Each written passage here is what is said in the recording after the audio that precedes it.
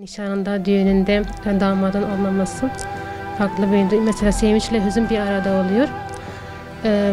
Yani her ne kadar sağ olsun dava arkadaşlarımız bizi yalnız bırakmasa da damadın olmayışı bir eksiklik oluyor. Yani mesela her zaman bir eksiklik hissediyor insan.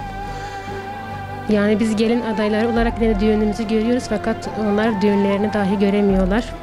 Mesela görüşe falan gittiğimizde merakla soruyorlar, diyorlar işte düğünümüz nasıl geçti, yani nasıl oldu? Yani bu bizi çok duygulandırıyor.